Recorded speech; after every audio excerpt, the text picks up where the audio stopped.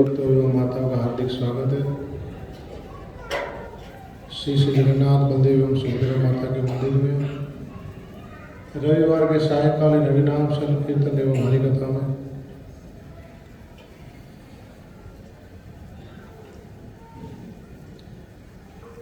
अभी बहुत अच्छा पर्व शुरू होने वाला है, कुंभ का। ये हमारे सनातन संस्कृति का एक बहुत अच्छा और बड़ा महत्वपूर्ण पर्व है, जिसमें लोगों की आस्था कितनी है दिखती है। बिना कोई आमंत्रण के करोड़ों लोग एक जगह पर एकत्रित हो जाते हैं।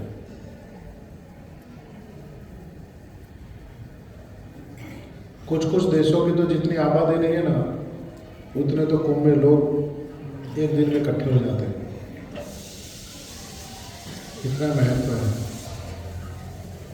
तो ये जो आस्था जब चल रही है भगवान के प्रति, धर्म के प्रति, तो थोड़ा अभी कलयुग पीछे है।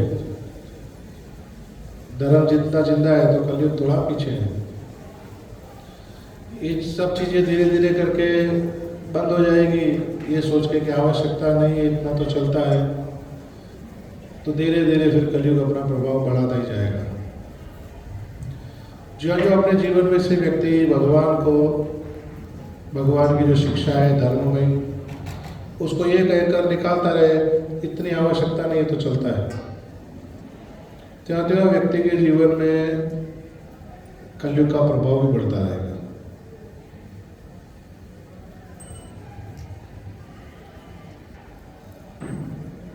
एक बार के प्रसंग में इंद्र अपने ऐरावत हाथी के ऊपर बैठकर जा रहा है।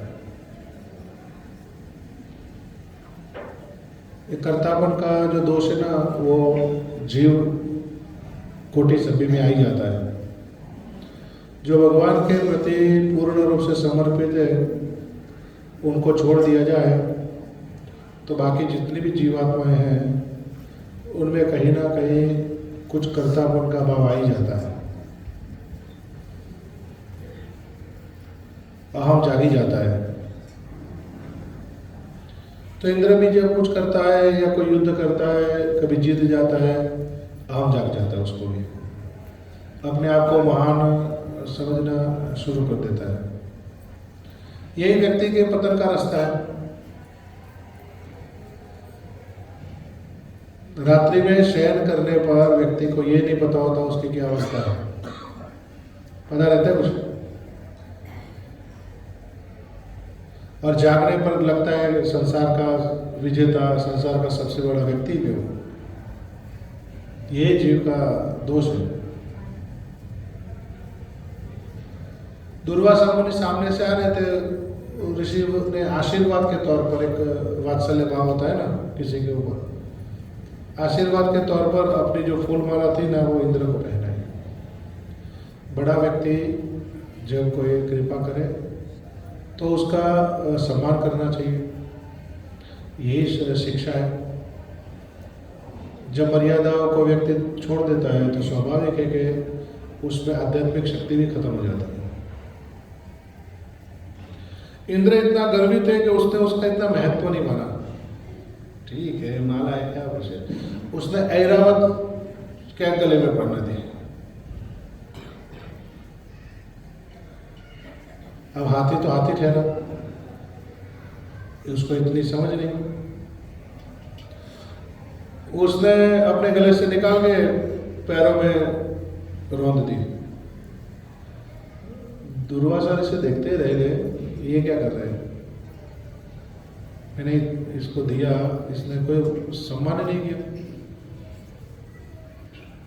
तब क्या हो गया कि जो इंद्र है ना, उसको दोष लग गया। दोष लगने से उसका बल कम हो गया। अनेक बार ऐसी घटनाएं होने पर भी नहीं कहते व्यक्ति को समझ नहीं आती। एक गलती से सुधर जाते हैं व्यक्ति, तो संसार में हम सब भी सुधर गए होते कि नहीं होते। एक एक गलती हजारों बार करने से व्यक्ति नहीं सुधरता, फिर अनेक अनेक गलतियां भी तो करेगा ना। एक ही गलती एक बार भी सुधारना कठिन है, अनेक अनेक बार करके भी नहीं सुधरी जाती। दानवों के ऊपर युद्ध जीत कर आए तो पार्टी कर रहे हैं लोग, सब अपना अपना मद में है, भाई हम लोगों ने ये किया, कोई कहता है मैंने ये किया, सब अपना अपना मद में है। गुरु जी आए उनके, बृहस्पति जी महाराज गुरु आए तो शिष्य कभी इतना तो बड़ा नहीं बन जाता ना कि गुरु का सम्मान ना करे। गुरु हर परिस्थिति में गुरु के पद पर ही रहेंगे। गुरु भगवत धाम चले जाए, गुरु का आश्रय लेकर शिष्य भी भगवत धाम चला जाए, लेकिन फिर भी गुरु तो गुरु रहेंगे ना।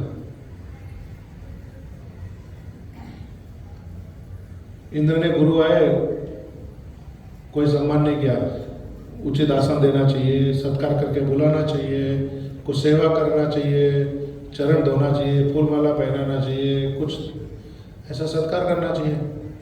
वो अपना अपना मस्ती में लगे हुए थे। गुरु जी बहुत दुखी होकर चले गए, कहते कैसे मूर्ख लोग हैं, कोई भी ध्यान ही नहीं। जब गुरु वापिस चले गए दुखी होकर, शुक्राचार्य को पता चल गया कि इंद्र से गलती हो गई है, अभी उसकी शक्ति कम हो जाएगी। दानवों को बोला अब आक्रमण करोगे, अब जीतोगे बराबर, अभी आक्रमण करोगे। और दानव ने आक्रमण किया, जीत भी गए वो। अच्छे संस्कार प्राप्त करने के लिए और विशेष करके भक्ति मार्ग में गुरुजन हो गए, धर्म की जितनी रीति है, भगवान है, सबका बड़ा मर्यादा रखना चाहिए।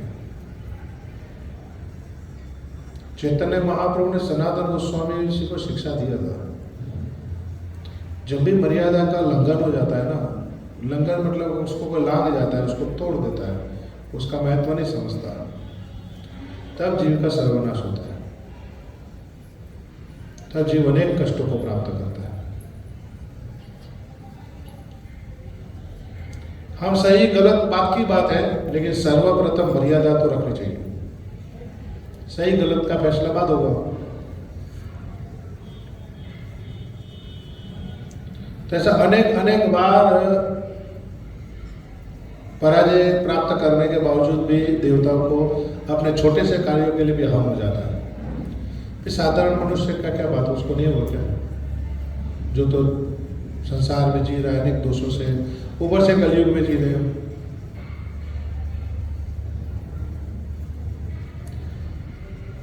ऐसे ही एक बार का प्रसंग में देवता लोग युद्ध करके कहीं से आए थे, खूब अपना अपना बड़ाई कर रहे थे,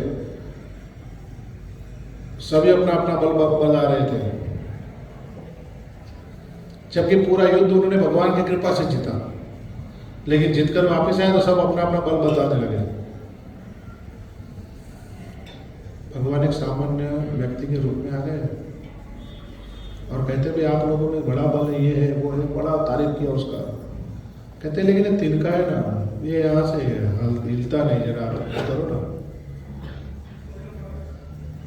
अब तिनका हिलाने की बात हो रही है। अब पवन के लिए तिनका क्या बड़ी बात होती है, वो तो जड़ों में लगे बड़े बड़े वृक्ष उखाड़ सकते हैं, भवंडर उठा सकते हैं, पूरा पानी में भवंडर उठा के तहस नहस भी मचा सकते हैं। अग्नि के लिए क्या बड़ी बात है, हर चीज को भस्म करना। अब सब बड़ा बड़ा देवता बैठा हुआ है, एक आ रहा है, अग्निदेव आ रहे हैं, अपनी पूरी शक्ति लगा रहे हैं, अपना जितना ताप है सब उसके ऊपर उगल दिया उन्होंने। वो ऐसा कर वैसा, उसको कुछ नहीं असर हो रहा है। वो आश्चर्य कर गए, भाई अग्नि की शक्ति कम नहीं है। अभी जैसे हम देखते हैं कि सूर्य कितना कोसों दूर है हमारे से, हाँ, करोड़ों करोड़ों किलोमीटर तक दूर है। और गर्मियों के दिनों में हमको कितना कष्ट होता है यहाँ पर, सीधी गर्मी नहीं ली जाती उनसे। अब अग्नि का कितना बड़ा ताप है, कुछ नहीं हुआ तिनके को। वरुण जी आए, कुछ नहीं हुआ। पवन देव आए, खूब पवन चलाया उन्होंने, वैसा का वैसा पड़ा हुआ है। इंद्र आया अपना वज्र लेके, उसके ऊपर वज्र का प्रहार कर रहा है। इंद्र के वज्र के प्रहार से बड़े बड़े पर्वत उड़ जाते हैं। वज्र का प्रहार कर रहा है, कुछ असर नहीं हो रहा है। इतना सब कुछ करने के बावजूद भी मद बहुत ज्यादा होता है ना, मद जब माथे पे चढ़ जाता है तब परिस्थितियों में सत्य जानना बहुत कठिन हो जाता है। समझ में नहीं आने देती बात। इतना हो रहा है तो इतना दिमाग नहीं लगाना चाहिए क्या? तिनके का वैल्यू क्या है? लेकिन हो रहा है, इसका मतलब के पीछे कुछ कारण है। जब सब हार गए तब फिर थोड़ा विनम्र हुए, हारने के बाद, और फिर पूछते क्या क्या लीला है ये, तब भगवान प्रकट हुए। तुम लोगों से तिनका भी नहीं हिलता, और यहाँ सभा में बैठ के बहुत बड़ा बड़ा बातें करते हो सब लोग, मैंने ये कर दिया, मैंने वो कर दिया। तो थोड़े दिन ये असर रहती है शिक्षा की, बाद में जो कहते हो। ये जीव का स्वभाव है, अहम। इसलिए वो जीव बड़ा भाग्यशाली है जिसको सतत को सिखाने समझाने वाला हो, गुरुजन हो जिसको रोज भक्ति मार्ग में शिक्षा देते हो, उसके दोषों से उसको मुक्त करते हो। बड़ा भाग्यशाली होता है वो जीव। साल में एक आध बार गुरु का उपदेश सुनता है व्यक्ति, सम्मान करता है। रोज उपदेश देते तो चिढ़ जाता है, गुरु जी रोज रोज क्या है, चिढ़ जाता है। ये भी एक अहम होता है, नहीं सुन सकता उससे ज्यादा।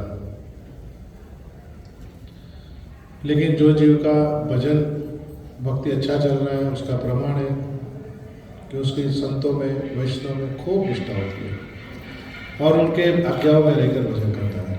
कभी अपने आप को महान नहीं समझता। तो इंद्र ने दुर्वासा ऋषि का एक प्रकार से अवज्ञा कर दिया, अपमान कर दिया। उनके द्वारा दिए गए प्रसाद को उसने महत्व नहीं दिया। दोष तो लग गए ना। तो इन्हीं सब दोषों के कारण फिर क्या होता है कि व्यक्ति की मूलभूत शक्तियां जो बड़ी मेहनत करके अर्जित की होती है ना, वो भी चली जाती है। तो ऐसे देवता लोग अनेकों बार हारते रहते हैं, एक नहीं अनेकों बार। और भगवान उनकी फिर मदद करते रहते हैं। तो इस बार भगवान ने उनको समझाया कि एक काम करो, अनेक अच्छी वस्तुओं को प्राप्त करने के लिए तुम और दानव लोग समुद्र मंथन करो। दानवों को भी समझाया शुक्राचार्य, देवता और दानव एक जगह पर इकट्ठे हो, ऐसे संभव है कभी? ईट पत्थर का वैर उन दोनों का। दानव कभी पसंद ना करे देवताओं को, दानव कभी कोई धर्म की क्रिया को पसंद ना करे। लेकिन गुरुजी ने उनके सिखाया, देखो काम करो, अपना लाभ चाहिए तो मिल लो, मिलकर कर लो, फिर आजाद बंटवारा कर लेंगे। लेकिन ना आपके अकेले से होने वाला है, ना देवताओं के अकेले से होने वाला है। अगर मिलकर करोगे तो हो जाएगा। और फिर बाद में कौन सा आप लोगों ने जीवन पर साथ में रहना है? जो मिले आधा आधा बंटवारा करके निकल लेना। दानव भी तैयार हो गए, अपने मतलब की बात है ना, तो व्यक्ति दुश्मन को भी मित्र बना लेता है। अब देवता और दानव तैयार तो हो गए, समुद्र मंथन करना है। अब इतना बड़ा विशाल समुद्र है, कोई भी चीज को मंथन करने के लिए रॉड चाहिए ना, मथनी जैसा। फिर उसको मथने के लिए रस्सा चाहिए। अब छोटा सा मटके में दही मथना हो तो लकड़ी का मथनी रॉड चाहिए। अब इतना बड़ा समुद्र मथना है तो पतली से तीली से तो नहीं होगा ना, ऐसे ऐसे घुमाने से कम से कम इतना मोटा तो होना चाहिए कि वो जब घूमे तो सारा समुद्र इधर इधर हो जाए, ऐसा इतना मोटा तो होना चाहिए। अब इतनी मोटी चीज लेने जाओगे तो उसको हिला नहीं सकते समुद्र में। अभी पहले तो प्रश्न है कि वो मथनी कौन सी ले आए उसके लिए। भगवान से पूछ रहे कि मथनी के लिए क्या करें। भगवान कहते हैं मंदार पर्वत को ले आओ, बहुत बड़ा है, उसको रखना समुद्र में, उसको घुमाओगे ना सारा पानी समुद्र का इधर उधर घूमना शुरू हो जाएगा। फिर जब पानी हिलेगा ना चीजें ऊपर आना शुरू हो जाएगी।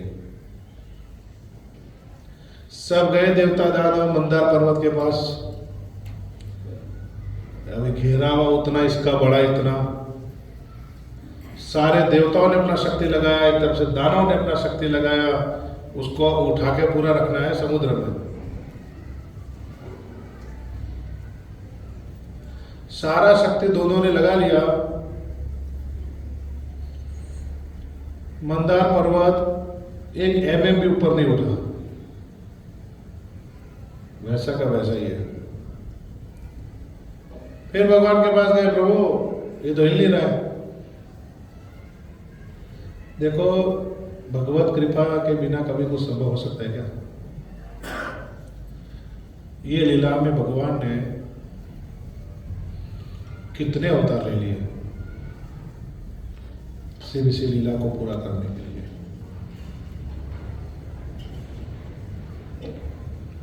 अभी कहते उठ नहीं रहा है प्रभु, तो भगवान कहते ठीक है तुम लोग जाओ समुद्र की तरफ, मैं आता हूं लेकर। भगवान ने गरुड़ जी को बुलाया।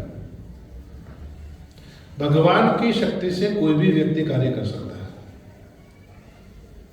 भगवान ने गरुड़ जी को बुलाया, गरुड़ जी का आकार बढ़ाया और मंदार को उठा के गरुड़ जी की पीठ के ऊपर रख दिया। देखो गरुड़ जी अकेले पीठ के ऊपर लेके चल रहे हैं, उड़ रहे, भगवान भी साथ में बैठे हुए। तो पहले भगवान वहां पर एक अवतार में प्रकट हुए और मंदार पर्वत को यहां से उठाया, अब लेके चले गरुड़ जी की पीठ के ऊपर लेकर आए समुद्र में। अब समुद्र में धीरे से रख रहे, वजन इतना ज्यादा है उसका, रखा समुद्र में, वो तो धसता ही गया। वो सारे देवता परेशान हो गए। अब ये क्या होगा, कैसे होगा, ये तो पूरा अंदर ही जा रहा है, तो इसको मथेंगे कैसे?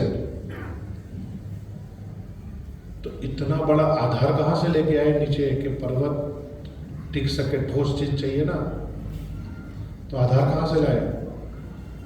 फिर भगवान के पास गए, प्रभु कुछ करो ना। और फिर भगवान के पास जाए, भगवान का ठीक है कुछ करते हैं। भगवान फिर कश्यप के रूप में कृपा करके प्रकट हो गए, नीचे रख दिया समुद्र उसके ऊपर। भगवान को बड़ा मजा आ रहा है।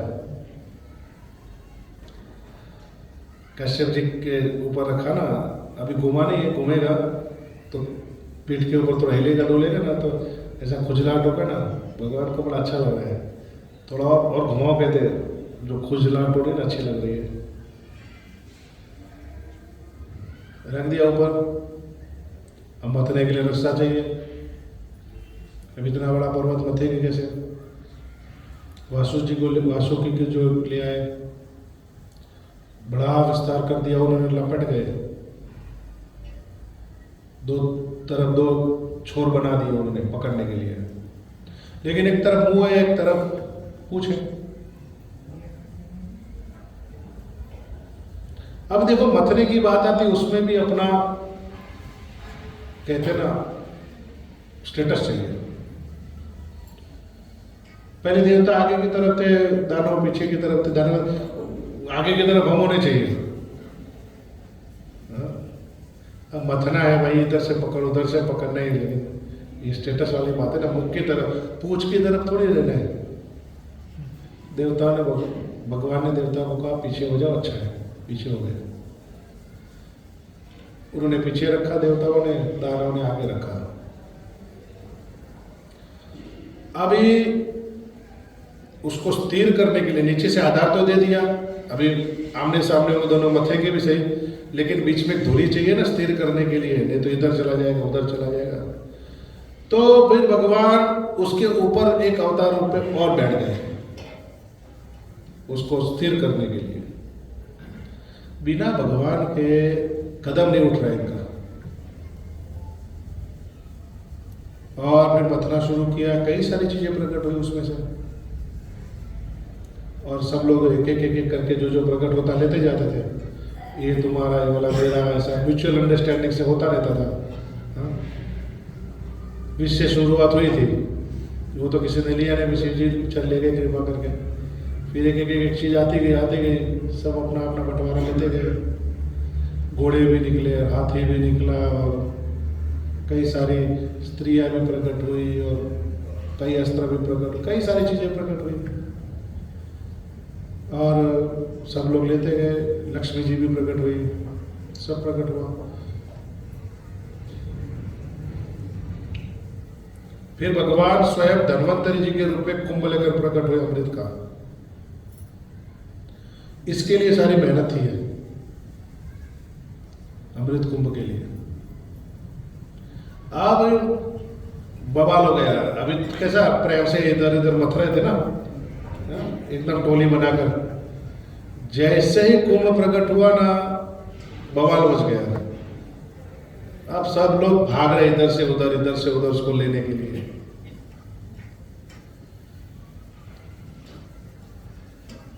इंद्र का पुत्र जयंत लेकर भाग गया उसको। बड़े घमासान युद्ध हुए, गरुड़ जी भी ले आए। फिर दानव से बचाने के चक्कर में जिन जिन जगहों पर रखते गए, 4 जगहों पर, उन 4 जगहों पर थोड़े थोड़े अमृत के बूंद गिरे, और उन जगहों पर उसकी अमृत के बूंद गिरने से उनकी महानता बढ़ती गई, और उन्हीं उन्हीं जगहों पर कुंभ होने लगे।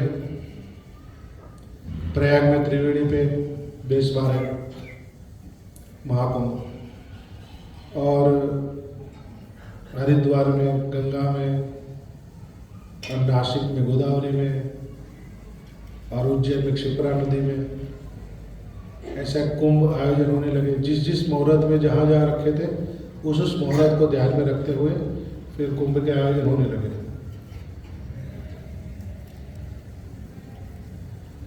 आखिर में ये झगड़ा तो भी पूरा नहीं हुआ, लड़ाइयाँ चल रही है। स्वर्ग गए, 12 दिन तक वहाँ युद्ध चलता रहा। स्वर्ग के 12 दिन यहाँ के 12 वर्ष माने जाते हैं, इसलिए एक जगह पर कुंभ एक बार में 12 साल के बाद फिर पूर्ण कुंभ आता है। 12 वर्षों पर उस जगह को लौटकर वापस आता है। 3 साल में भ्रमण करते रहते हैं अलग अलग जगहों पर। अब इस बार प्रयागराज में इतने से शांति तो हुई नहीं, अभी भी अमरीश कलश को लेकर वाद विवाद तो है। फिर भगवान मोहिनी अवतार लिए।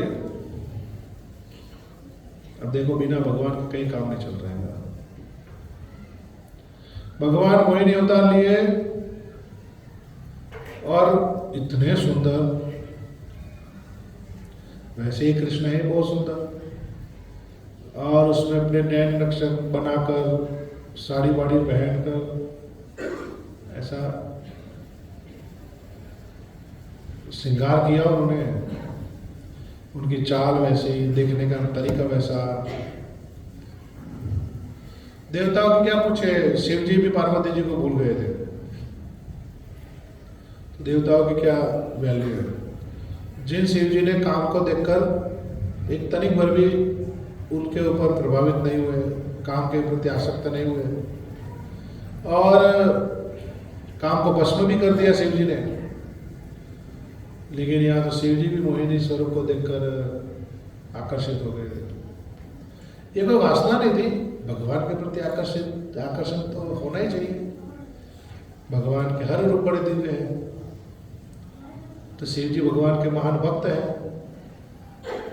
तो उस तरीके से भी भगवान से आकर्षित हुए। कोई शिव जी कोई हीन भाव के व्यक्ति नहीं है, कामी पुरुष नहीं है। लेकिन भगवान चाहे कोई मेरे से आकर्षित हो तो फिर व्यक्ति होगा ही होगा, भगवान की इच्छा है इसलिए।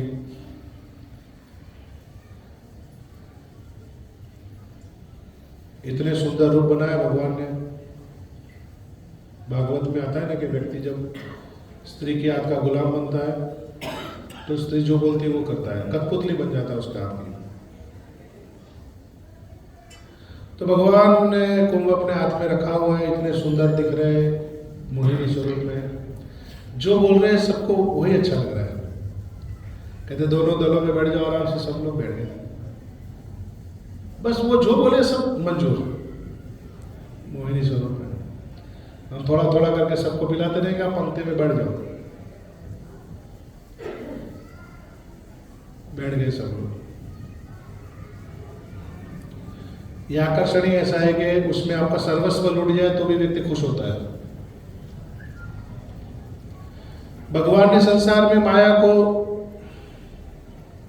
अनेक रूपों में डाला है, लेकिन उसमें स्त्री रूपिणी माया सबसे बड़ी बनाई भगवान ने। धन की भी माया है, सभी माया है, लेकिन स्त्री रूपिणी माया को सबसे बड़ा बनाया है।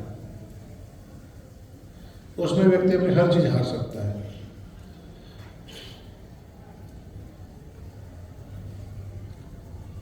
भगवान ने तरीके से देवताओं को अमृत पिला रहे, दानव भी बैठे, दानव भी सोच रहे हमको भी अमृत मिल रहा है, लेकिन भगवान वहां पर अमृत नहीं पिला रहे,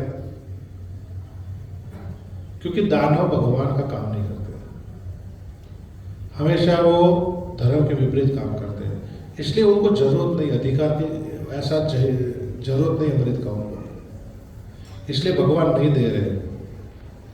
कहते हैं ये लोग दुष्ट प्रवृत्ति के व्यक्ति हैं, इसलिए इनको ऐसा बल नहीं देना चाहिए। देवता जैसे भी है लेकिन मेरा काम तो कर लेते हैं, इसलिए भगवान देवताओं को दे रहे हैं।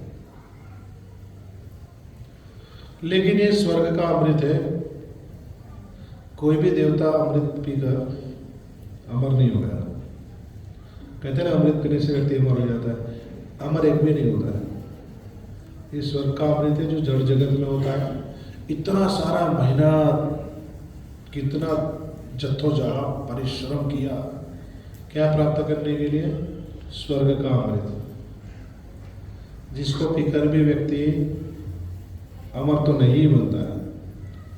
देवता अपना अपना समय पूरा होने पर वहां शरीर छोड़ते ही छोड़ते हैं, लेकिन उससे उनका बल और बढ़ जाता है, लेकिन अमर नहीं हुए।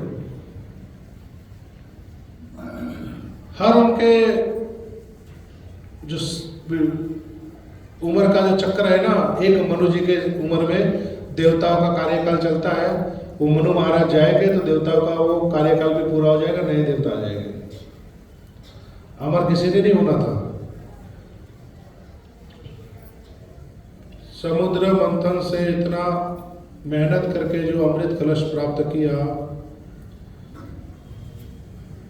वो एक भौतिक दृष्टि से व्यक्ति को शक्ति संपन्न बना सकता है, अच्छी आयु दे सकता है, लेकिन अमरत्व नहीं देगा। ना आध्यात्मिक सुख प्रदान करेगा, ना भगवत भक्ति प्रदान करेगा। लेकिन परीक्षित महाराज 7 दिन भगवत कथा का अमृत पिए ना, परीक्षित महाराज धाम चले गए। स्वर्ग का अमृत प्राप्त करने के लिए भी कितना कष्ट उठाया उन्होंने। लेकिन कलयुग में भगवान की जो कथा है, उससे बड़ा जगत में कोई अमृत नहीं है। इसलिए भागवत को कहते पीवत रस माल्य। भागवत पीने का पदार्थ है, खाने का चबाने का पदार्थ नहीं है। ये भगवान का कथा का अमृत व्यक्ति पी सकता है। किसके माध्यम से? महान वैष्णव के माध्यम से। मुहुर्मुहु रसिक भूवि भाव का, जो तो बड़े निष्काम भाव से भागवत के आधार पर अपना जीवन जीता हो, ऐसा कोई संत महापुरुष हो और वो अपनी भावनाओं से भगवान की कथाओं को समझाए किसी को, और वो व्यक्ति जो भगवत कथाओं को सुने तब उसका चित्त निर्मल हो जाए, और वो भगवत धाम जाने का अधिकारी बन सकता है। जो तो भरपूर दोषों से भरा हुआ है और भागवत करने का उद्देश्य भी भौतिक है, मान प्रतिष्ठा धन आदि है या अनेक प्रकार के दूसरे उपकरण हैं, और ऐसा व्यक्ति इन दिव्य कथाओं को बोलता है तो न उसका कल्याण न सुनने वालों का कल्याण है। ये तो अपमान कर रहे हैं भागवत का, एक तरीके से अपराध है भागवत जी के चरणों में। सुखदेव गोस्वामी तो कोई मान प्रतिष्ठा के लिए थोड़ी भागवत कथा कर रहे थे, या भागवत कथा करने के लिए उन्होंने बहुत सजावट का या बाहरी अनेक आडंबरों का आकांक्षा थोड़ी रखा था। सुनने वाले बड़े लोभी प्रवृत्ति के श्रोता थे जो भगवत कथा को सुनना चाहते थे, और सुखदेव गोस्वामी कह रहे उन लोगों को भागवत सुनने के लिए, जब आपकी तीव्र लालसा हो जाए ना, भागवत सुनना है, भगवान की कथाओं को सुनना है, हाँ, और बड़े मनोयोग से आप उनको श्रवण करने के इच्छुक हो, तो फिर महान कोई ऐसा साधु फिर उसको सुनाता है ना, तब ये भागवत का प्रसंग स्थापित होता है। ये सभा इसी तरीके से बनती है। तो सुखदेव गोस्वामी परम भागवत वैष्णव, जिनको कभी माया ने स्पर्श नहीं किया, और जितने सुनने वाले सभी आध्यात्मिक दृष्टि से सुनना चाहते हैं, कोई भौतिक दृष्टि नहीं होगी सुनने में। इसलिए सुखदेव गोस्वामी को कहने में आनंद आ रहा है और उन लोगों को सुनने में आनंद आ रहा है। और परिणाम हुआ ना कि परीक्षित महाराज धाम की प्राप्ति कर गए, अमरत्व तो मिल गया उनको। ये अमरत्व है भगवत कथाओं का। कहते दुष्ट प्रवृत्ति के व्यक्ति को अगर शक्ति संपन्न कर लिया जाए तो क्या करेगा, उसके अहंकार में और वृद्धि करेगा ना। जैसे रावण को अनेक शक्ति प्राप्त होने से क्या होगा, उसका अहंकार में वृद्धि हुआ ना, उसने और अत्याचार किया लोगों में। दुष्ट प्रवृत्ति का व्यक्ति तो जितना अधिक ऐश्वर्य संपन्न होगा, उपद्रव ज्यादा बचाएगा। इसलिए भगवान ने दानवों को नहीं दिया अमृत, देवताओं को दिया कि चलो थोड़ा बहुत मेरा काम तो करोगे। देवता भगवान के अब अनेक अनेक डिपार्टमेंटों की जवाबदारी उठाते हैं, बीच बीच में अपना जीवन जीते, थोड़ा भूल गड़बड़ हो जाती है, लेकिन फिर भी भगवान का काम करते रहते हैं। कुंभ में सर्वाधिक महत्वपूर्ण बात यह है कि जब संत महात्मा लोग वहाँ एकत्रित होते हैं तो व्यक्ति जाकर उनसे कुछ शिक्षा प्राप्त करे, ये सबसे महत्वपूर्ण बात है। तुलसीदास जी ने रामायण में शुरुआत में वर्णन किया है ना कि माघ में जब मकर हुआ था, माघ मास में मकर संक्रांति, और उस पर्व में जो बहुत सारे ऋषि मुनि एकत्रित हुए थे, तो ऋषि मुनि वहां पर 1 महीना रुके, माघ स्नान कर रहे थे मेले में। और जब सब लोग जाने को तैयार हुए तो याज्ञवल्क्य जी ने भारद्वाज जी को रोक लिया, रुक जाइए आप और कुछ कथा बताइए। धाम में जाना या कुंभ में जाना, उसमें सबसे महत्वपूर्ण बात यह होती है कि भगवत चरणों में अनुरागी जो संत महात्मा होते हैं ना, ऐसा संत महात्माओं का संग प्राप्त करना चाहिए। नदी में स्नान करना भी बहुत पुण्य है। अभी प्रयाग में कुंभ में त्रिवेणी में स्नान करो, बहुत बड़ा पुण्य है। लेकिन उससे भी बड़ा पुण्य और उससे भी बड़ी बात है कि व्यक्ति वहां पर संतों का संग करे, उनका सेवा करे, उनसे कथा सुने, तो उससे भी बड़ी बात है। तो वहां फिर कथा आरंभ हुई ना, रामायण एक ने जिज्ञासा की कि भाई राम जी कौन है, ये दशरथ नंदन राम है कि ये व्यक्ति जो दिख रहे वो राम है, राम जी जिनकी पूजा करते हैं वो राम है, कौन भगवान राम है कौन? तब फिर कथा आरंभ हुई और फिर कथा कहना शुरू किया।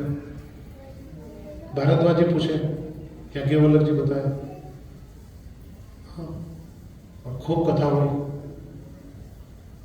ये सबसे बड़ी महत्वपूर्ण बात है। इसलिए भागवत में भी कहा है ना कि जो जन्म स्थान को बड़ा पवित्र मानता है और तीर्थों में जाकर से स्नान करने कोई महत्व समझता है, हाँ, ऐसा व्यक्ति जो है वो इतना श्रेष्ठ नहीं है कि जो तीर्थों में वास करने वाले संतों का संग नहीं करता और तीर्थ को सिर्फ इतना ही समझता है कि गए, डुबकी लगाया, हो गया तीर्थ। तो कहता है उतना बुद्धिमान नहीं है, वो गाय है, गधेड़ा है। कहते हैं सही व्यक्ति तो वो है जो तीर्थों में वास करने वाले संतों का संग करता है। वृंदावन की लीलाओं में कथा दी है। प्रयागराज जी का अपना भी बड़ा महत्व है। उनको राजा बनाया है, जो प्रयाग है उनको राजा बनाया है। राजा का क्या है, बड़ा वैभव है ना। सारे तीर्थों के राजा बनाया प्रयाग जी को। त्रिवेणी संगम जहां गंगा, यमुना और सरस्वती गुप्त रूप से जहां एकत्रित है, वहां पर उनका स्थान है। छत्र रूप में अक्षय वट है उनके माथे पर। सत्य नाम के उनके मंत्री और श्रद्धा नाम की उनकी धर्मपत्नी है। और उनके मित्र है वेणी माधव स्वयं भगवान, वो उनके मित्र है। और दो तरफों से उनको चमर चलाया जाता है, एक श्वेत और एक श्याम, एक गंगा की तरफ से और एक यमुना की तरफ से। और ऐसा प्रयागराज जी का बड़ा वैभव है। हाँ? राजा है तीर्थों। नंद बाबा के हृदय में इच्छा हो गई एक दिन प्रयाग जाएंगे,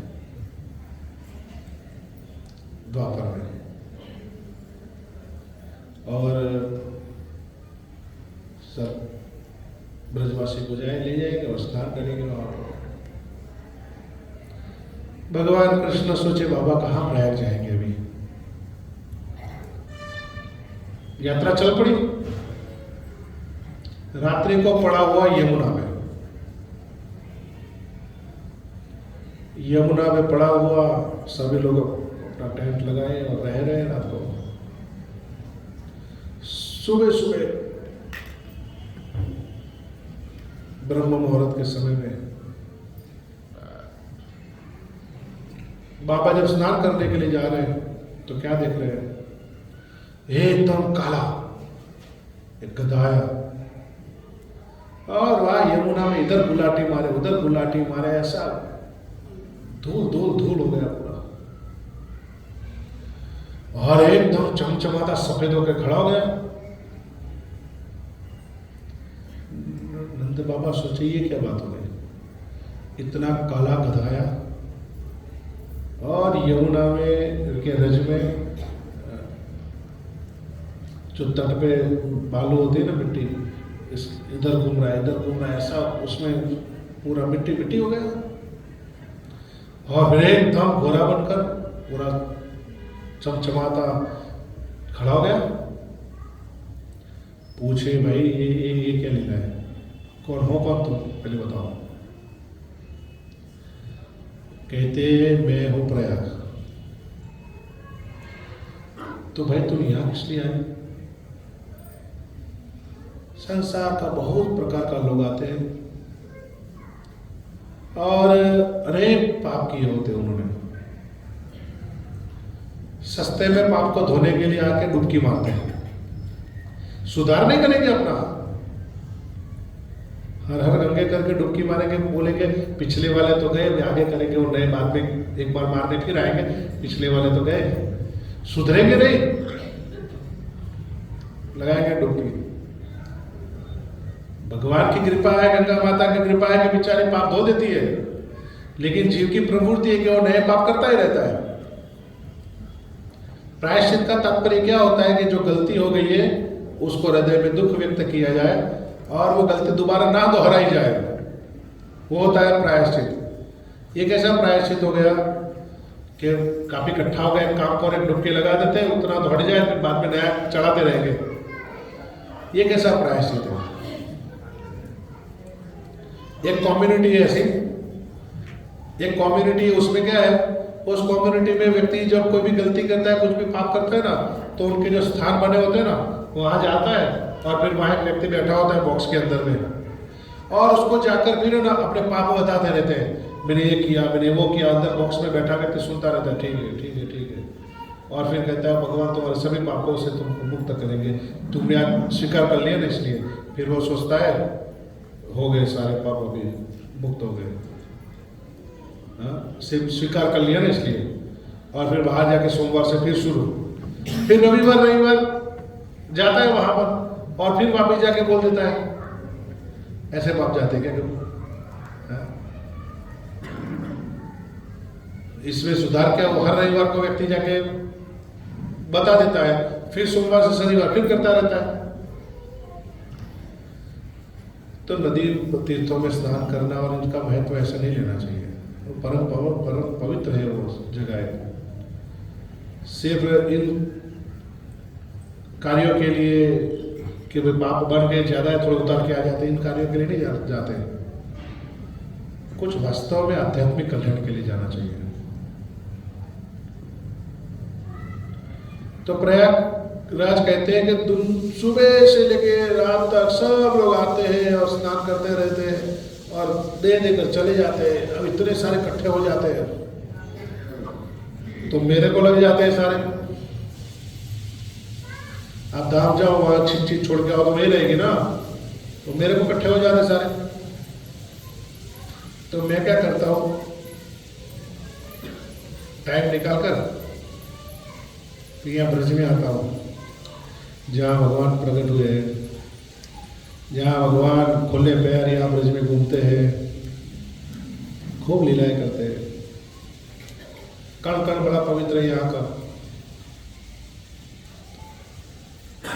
तो यहाँ आता हूँ, भगवान के चरणों का कृपा प्राप्त करता हूँ। तो भगवान के चरणों की कृपा से फिर कोई पाप रहते ही नहीं, सब निकल जाते हैं। तो मेरे ऊपर जो चढ़े थे वो सब उतर जाते हैं, मैं वापस गोरा हो जाता हूँ।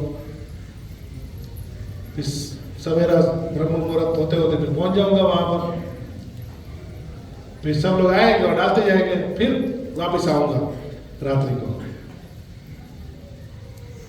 तो प्रयाग राजा तो है तीर्थों के, लेकिन वो भी भगवान का आश्रय लिए हुए हैं। भगवान के चरणों की रज में स्नान करना चाहते हैं वो भी।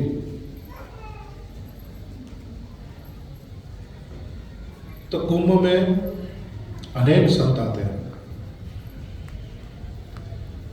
जहां पर 1 महीना 40 दिन वास करते हैं, कथाएं होती है, दर्शन होते हैं, प्रसाद होता है, हरिनाम होता है। तो व्यक्ति को उन वैष्णवों का आशीर्वाद प्राप्त करने के उद्देश्य से जाना चाहिए, अगर जाता है तो। सिर्फ भाग कर गए और जहाँ 3 नदी इकट्ठी हो रही थी वहां लगाई डुबकी और हो ठंडा पानी करके निकले बाहर और फिर सोचे हो गया पूरा सब कुछ कुंभ। अच्छी बात है, ये भी किया, लेकिन इतने से संतोष नहीं मानना चाहिए। ये कार्य भी जरूर अच्छा है, लेकिन इससे और ज्यादा अच्छा हो सकता है।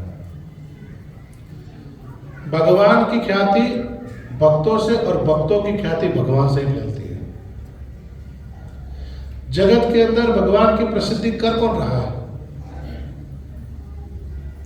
आम संसार में लोगों के बीच में भगवान की प्रसिद्धि को कौन फैला रहा है?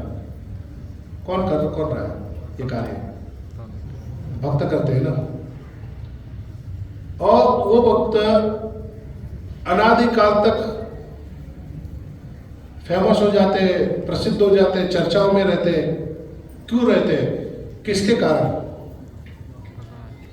उन्होंने क्या किया था कि रहते? अपने आप को भगवान से जोड़ा था इसलिए।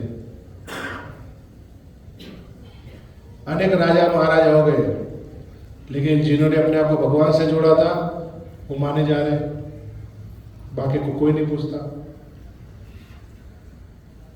जैसे जूनागढ़ में 700 नागर ब्राह्मणों के गांव थे 500 वर्ष पूर्व, उन पर 700 घर थे गांव में नागर ब्राह्मणों के। हमको 700 के नाम पता है, 10, 20, 50 के नाम पता है, कौन कौन से परिवार थे? हमको तो एक ही पता है ना, नरसिंह जी।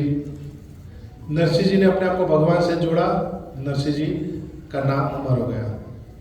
तो भक्तों की ख्याति भगवान के जुड़ने से हो जाती है, और भगवान की ख्याति भक्त बढ़ाते हैं, दोनों ही एक दूसरे की ख्याति को बढ़ाते हैं। भक्त सदैव भगवान की लीलाओं का गुणगान करते हैं, तो संसार में भगवान क्या होते हैं, उनका क्या महत्व होता है, ये पता चलता है। भक्त नहीं बताए तो क्या लोगों को सपना आएगा? हाँ, भगवान की लीलाओं का भगवान को कैसे जानेगा व्यक्ति? तो भगवान को भक्त बड़े प्रिय है और भक्त को भगवान बड़े प्रिय है। तो भगवान तो अभी उपस्थित हो दिख नहीं रहे हमको ऐसे फिजिकली रूप में, अपने धाम में विराजमान है, कण कण में सभी जगह विराजमान है, लेकिन हम हमारी दृष्टि से और हमारे कर्मों से सभी जगह तो उनकी उपस्थिति को अनुभव नहीं कर रहे और ना उनके रूप को देख पा रहे। तो हम कैसे समझेंगे उनके बारे में? तो जब हम उनके भक्तों का आश्रय लेते हैं, जब हम उनके भक्तों का संग करते हैं, तो वो भगवान के बारे में समझाते हैं। तब जिनका भगवान के प्रति प्रेम होता है, और भगवान से प्रेम होने से जीव धीरे धीरे अपने पहले कर्मों से मुक्त होता है, अपने अनेक प्रकार के दोषों से मुक्त होता है, फिर प्रेम जागृत होता है, भगवत धाम की प्राप्ति करता है, वहाँ नित्य भगवान की सेवा करता है, हमेशा उसकी ख्याति अमर हो जाती है। तो भक्त की ख्याति भगवान बढ़ाते हैं और भगवान की ख्याति भक्त बढ़ाते हैं। इसलिए व्यक्ति को इस संसार में अगर भगवत आराधना करनी हो तो सर्वोत्तम उपाय है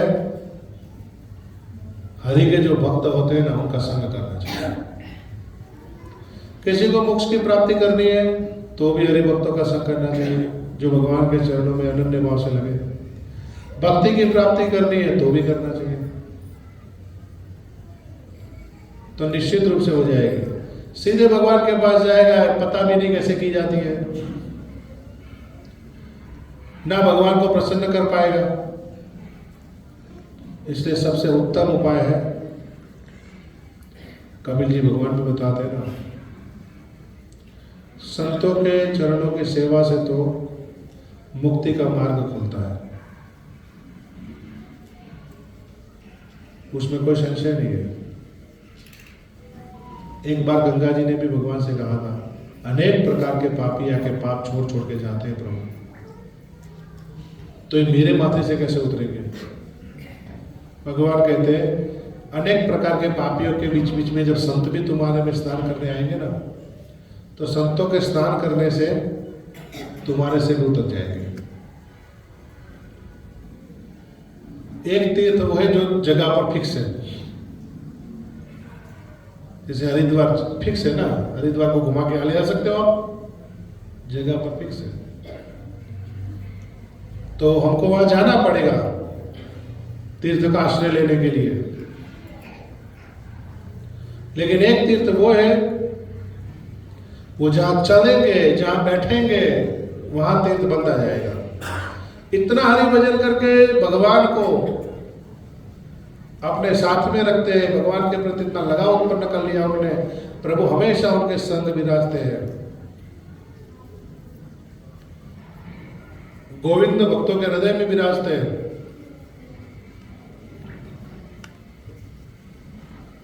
ऐसे भक्त जहां भी भ्रमण करते हैं, वहां तीर्थ बनते रहते हैं।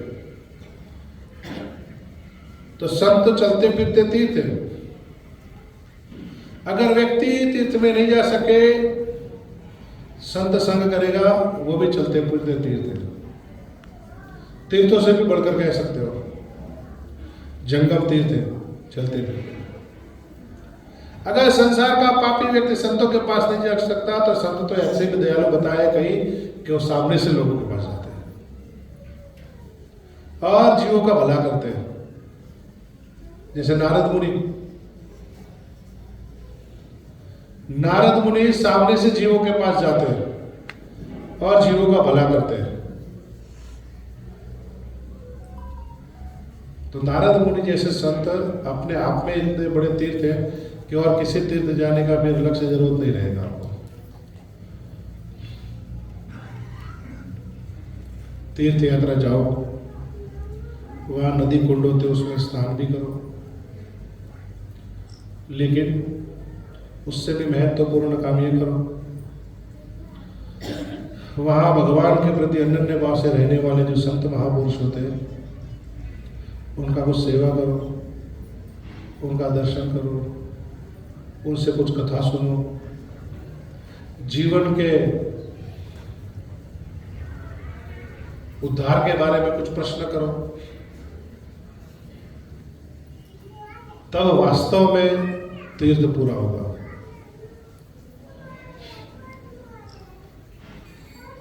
हजारों लाखों करोड़ों की तादाद में तीर्थों में लोग जाते हैं। अभी कुंभ में करोड़ों लोग जाएंगे। गवर्नमेंट का तो ऐसा मानना है कि पूरे कुंभ के दरमियान 40-45 करोड़ लोग आएंगे दर्शन करने के लिए। 40-45 करोड़ लोग कम होते क्या? एक आध देश है चाइना, बस उसको छोड़ दिया जाए तो इतनी संख्या नहीं किसी देश में, और इतने लोग जाएंगे दर्शन करने के लिए। बहुत अच्छी बात है, आस्था है। इतने लोग जाएंगे, उपद्रव नहीं होते, क्योंकि सभी लोग बड़े धार्मिक होकर जाते हैं। आसुरी प्रवृत्ति वाले लोग थोड़े भी अगर किसी जगह एकत्रित हो जाए तो वहाँ पर लड़ाई झगड़ा होता है। इतने करोड़ों लोग एकत्रित होने के बावजूद भी शांति बनी रहती है। इसका मूलभूत कारण यही है कि सभी आध्यात्मिक दृष्टि से वहाँ जाते हैं। कहीं ना कहीं किसी के हृदय में कुछ श्रद्धा है, भाव है, कुछ धर्म है, इसलिए वहाँ जाते हैं। तो भीड़ बड़ी है, लेकिन स्नान करेंगे, कुछ ना कुछ कार्य करेंगे, सेवा करेंगे, अपनी अपनी जगह वापस आ जाते हैं, कोई उपद्रव नहीं। ये अच्छी सूचना है कि कार्य आध्यात्मिक दृष्टि से हो रहा है।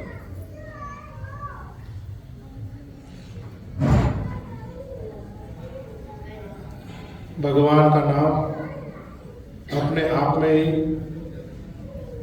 स्वयं भगवान है, अपने आप में सबसे बड़ा तीर्थ है। जो भी वैष्णव जिस किसी भी जगह पर बड़े भाव से भगवान का नाम करता है, वही जगह तीर्थ स्वरूप बन जाती है। भगवान कहते हैं मैं वहां पर रहता हूं, वो वैकुंठ के समान बन जाती है। इसलिए कलयुग में सुगमता से प्राप्त होने वाला जो ये भगवत भक्ति है, नाम महिमा या कथा महिमा, उसको सामान्य नहीं समझना चाहिए। बड़ी सुगमता से प्राप्त हो रहा है और बड़ी सरल विधि से प्राप्त हो रहा है, इसलिए कुछ लोगों को इसका महत्व नहीं समझ में आता। लेकिन इससे श्रेष्ठ कोई भगवत भक्ति का कार्य नहीं है। चतुर्संप्रदाय के चारों महान वैष्णवों ने इस बात को माना है कि कलयुग में नाम महिमा से श्रेष्ठ कुछ नहीं है।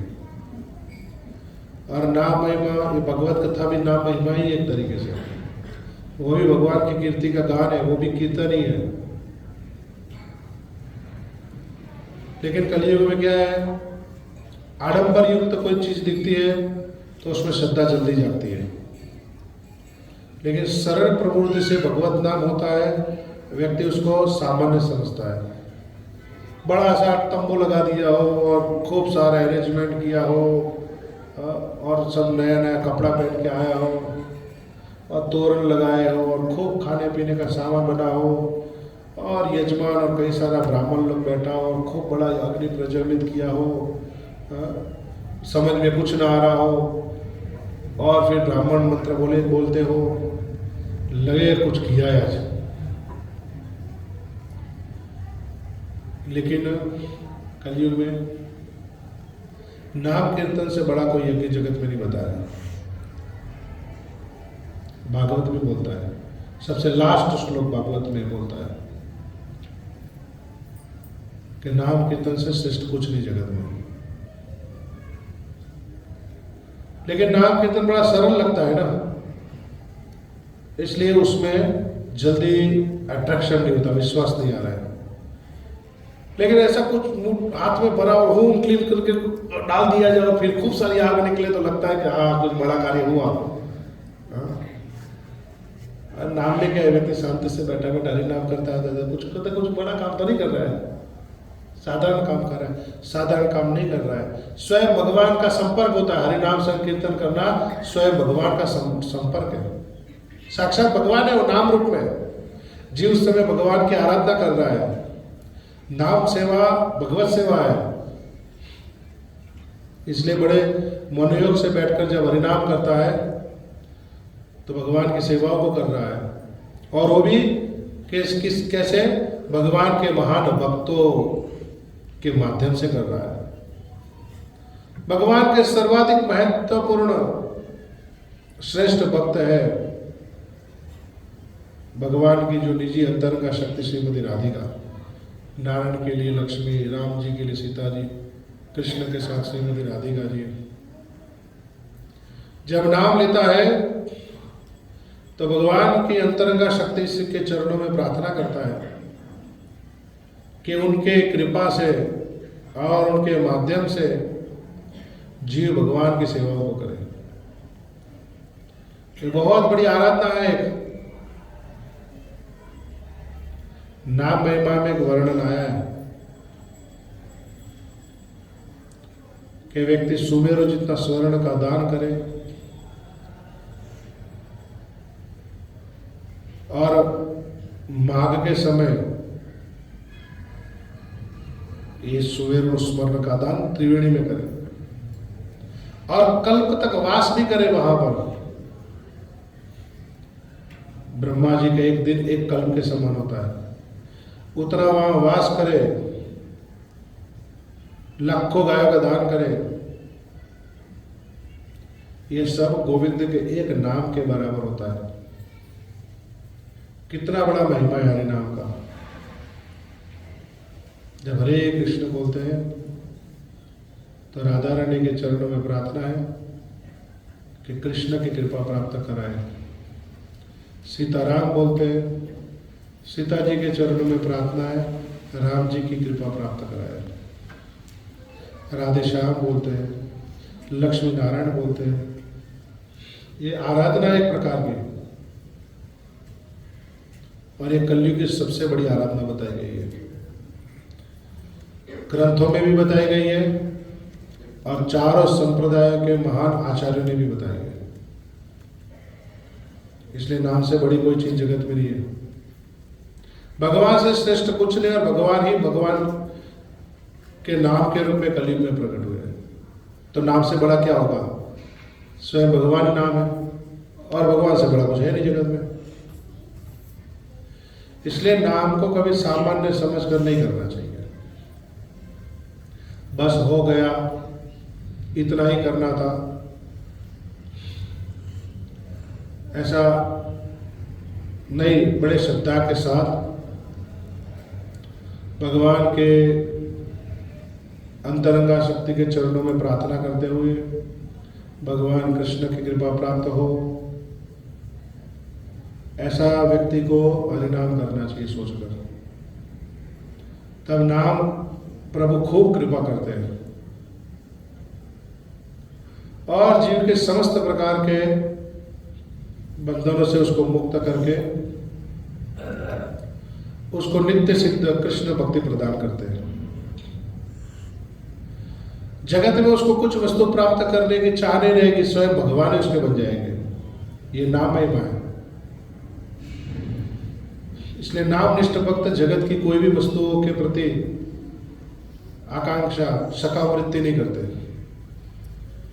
वो जानते हैं कि जगत की कोई भी वस्तु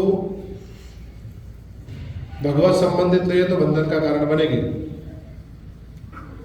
इसलिए वो नाम को आश्रय करते हैं, और नाम अपने आप में इतना परिपूर्ण है कि उसकी कृपा से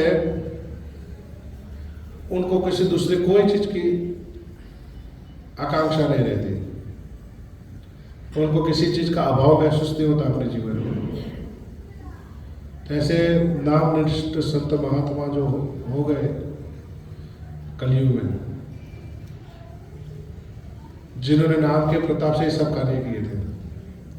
नाम के प्रताप से मतलब भगवान के प्रताप से समझो, तो सारे जीवन में कार्य तो भगवान के प्रताप से ही हो गए। सबको तो शक्ति उन्हीं की है। इसलिए जब गुरु शिष्य को नाम देते हैं, हरि नाम देते हैं करने के लिए, तो मृत्यु तक व्यक्ति को उस नाम को करते रहना चाहिए, कभी बिना चुके। ये वचन दिया है गुरु जी को शिष्य ने नाम स्वीकार करते समय कि नियमित नाम करेंगे हम। तो व्यक्ति को नियमितता से करना चाहिए बिना चुके इसको, क्योंकि ये हमारे एक प्रतिज्ञा है, एक वचन दिया अपने गुरुजनों को। और ऐसे निष्ठापूर्वक, जिसको नाम निष्ठ कहते हैं, ऐसा जब निष्ठापूर्वक जीव हरि भजन करता है ना, तब ही कृपा प्राप्त होती है। अगर हृदय में सही श्रद्धा नहीं है, भाव सही नहीं है, तो कृपा में भी कमी हो जाती है। इसलिए सभी लोग तो कुंभ में नहीं जा सकते। कोई बूढ़ा है कैसे जाएगा बेचारा, कोई बीमार है कैसे जाएगा, लेकिन नाम तो सभी कर सकते हैं ना। नाम अपने आप में ही सर्व तीर्थ है। वृंदावन की लीला में बताया ना, जैसे हमने प्रयाग भगवान के चरणों की रज में लौटने के लिए आते हैं। तो इसलिए व्यक्ति को चाहिए, जहाँ कहीं भी रहते, जिस किसी भी परिस्थिति में है, नित्य हरिनाम करते रहना चाहिए। हरे कृष्ण कृष्ण कृष्ण हरे हरे, हरे राम राम राम हरे। इससे सरल चीज क्या होगी जगत में? करने से तुरंत मन प्रफुल्लित हो जाएगा। कुछ समय करोगे तो महसूस भी करोगे, अपने अनेक कर्मों से आप मुक्त हो रहे हो, ऐसा अनुभव भी होगा व्यक्ति को। कहते हैं नाम की कृपा कैसे समझ में आती है? जैसे अत्यधिक भूखे और प्यासे व्यक्ति को सुंदर से एक रसयुक्त भोजन की थाली लगाकर दे दी जाए, साथ में कुछ पीने का पदार्थ हो, तो खाएगा। एक निवाला, दो निवाला पीता रहेगा, और फिर धीरे धीरे धीरे आधा भोजन होगा जब, तब उसके एक्सप्रेशन में जो पहला शुरू किया था, और जब आधा भोजन हो जाएगा तो कुछ अंतर दिखेगा कि नहीं दिखेगा? पहले शुरू किया था तो स्पीड बहुत ज़्यादा थी, अब धीरे धीरे थोड़ा भी फर्क दिखेगा कि नहीं दिखेगा? क्यों? क्योंकि वो संतुष्ट हो रहा है। प्रत्येक निवाले में उसकी भूख कम हो रही है, प्रत्येक निवाले में उसको आनंद मिल रहा है, मुख में डालते समय संतुष्टि हो रही है उसको, ये अनुभव है उसका। और भोजन करते करते करते जब संतुष्ट होता है तो फिर रोक देता है, हो गया। नाम करने में इसी प्रकार प्रत्येक नाम में जीव को अनुभव होता है, अगर अच्छी तरीके से कोई करे तो। ठीक, तो सभी लोग नाम कीजिए नियमित रूप से। शास्त्र भी यही कहते हैं, भगवान भी यही कहते, स्वयं चैतन्य महाप्रभु, नित्यानंद प्रभु, संप्रदाय के आचार्य भी यही कहते हैं। तो अलग से नया भगवत धाम जाने का रास्ता कहाँ ढूंढने जाओगे? इतना सब कुछ तो पहले ही दे रखा है भगवान ने। इसलिए नियमित बहुत अच्छे तरीके से हरिनाम करना चाहिए।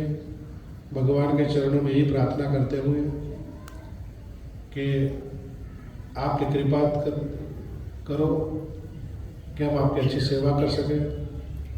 बदले में, सेवा के बदले में सिर्फ सेवा ही चाहिए, फिर सेवा के बदले में फिर सेवा ही चाहिए, संसार की कोई सकाम प्रवृत्ति नहीं चाहिए। तब जाके व्यक्ति फिर धीरे धीरे हरिनाम की कृपा से इस संसार में से मुक्त हो सकता है। हरे कृष्णा। जगत गुरु श्रील प्रभुपाद की, अनंत कोटि वैष्णव वृंद की, श्रीमद् भागवत महापुराण की।